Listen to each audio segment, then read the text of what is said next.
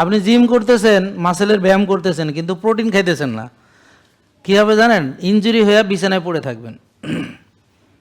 যদি আপনি progressive load বাড়াইতে থাকেন এবং যদি প্রোটিন না খান, তাহলে কী হবে? ইনজুরি হয়ে পড়ে থাকবেন। কারণ আপনি লোড দিছেন, কিন্তু বডিতে সেই প্রোটিন নাই যেটা তৈরি করবে, সেই প্রোটিন আপনি দিচ্ছেন না। তাহলে বডি তো তৈরি করতে পারছে না, লোড নিতে পারবে না এক সময়, পরে কী হবে? ইনজুরি হয়ে যাবে। যেমন একটা বিল্ডিং বানাইছেন, রড সিমেন্ট ইট বালু দিয়েছেন, সব খারাপ খারাপ, তো একসময় বিল্ডিংটা ভেঙে পড়বে, লোড নিতে পারবেন। বোঝা গেল? এটা বুঝছেন? দেখেন বুঝেন কি না। এই সবাই বুঝছেন?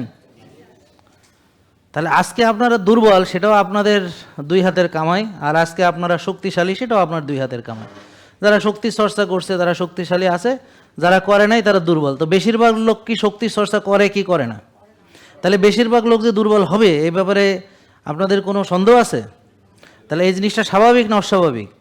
তো এই স্বাভাবিক জিনিসটাকে আপনারা মেনে নিতে পারতেছেন না কেন? যে আমরা সবাই রুগী হওয়ারই আমরা প্র্যাকটিস করছি, আমরা রাত জাগছি, টেনশন করছি, উল্টাপাল্টা খাইছি, আমরা ব্যায়াম করি নাই, কায়িক শ্রম করি না, তো আমরা রুগী হওয়ার জন্য চেষ্টা করছি, এখন রুগী হয়েছি।